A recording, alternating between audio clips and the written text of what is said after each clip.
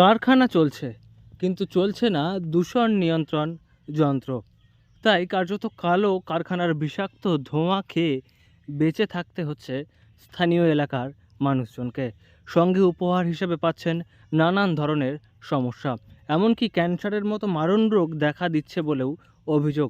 আর তাই নিজেদের এলাকা ছেড়ে যাওয়ার মতো পরিস্থিতি তৈরি হয়েছে বলে অভিযোগ করছেন রানীগঞ্জের বক্তারনগর এলাকার মানুষজন।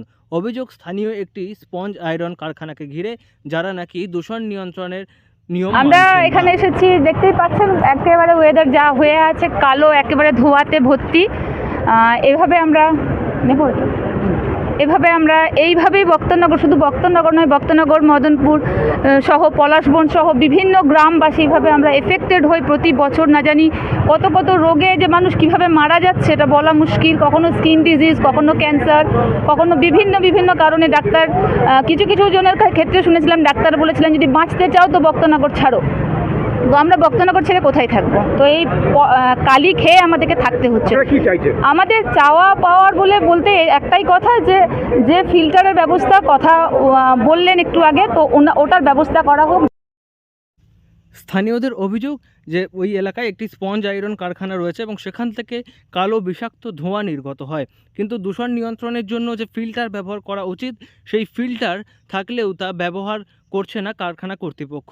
আর তার ফলেই শুধু বক্তারনগর নয়, আশপাশের পলাশবন সহ বিভিন্ন এলাকার মানুষজন এই কারখানার বিষাক্ত ধোঁয়ায় রীতিমতো অসুস্থ হয়ে পড়ছেন। বাড়িঘর ঢেকে যাচ্ছে কালিতে এবং একই সঙ্গে গোটা এলাকা কালো ধোঁয়ায় ঢেকে থাকছে সকাল থেকে রাত পর্যন্ত।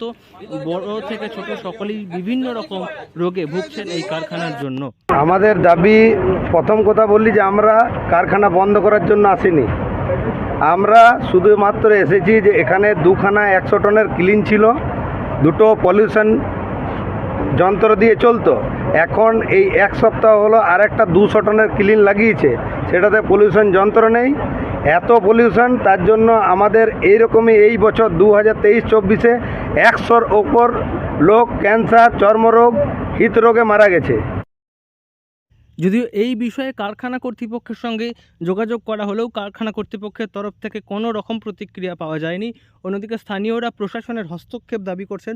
তারা বলছেন এই কারখানাটি চলুক, সেই নিয়ে তাদের কোনো আপত্তি নেই, কিন্তু কারখানাটি যেন দূষণ নিয়ন্ত্রণের যে নিয়ম রয়েছে তা মেনে চালানো হয় এবং দূষণ নিয়ন্ত্রণের যে যন্ত্র তা ব্যবহার করা হয়, কারণ তারা এই বিষাক্ত দূষণ এবং বিভিন্ন রকম রোগ ব্যাধি থেকে মুক্তি পেতে চাইছেন।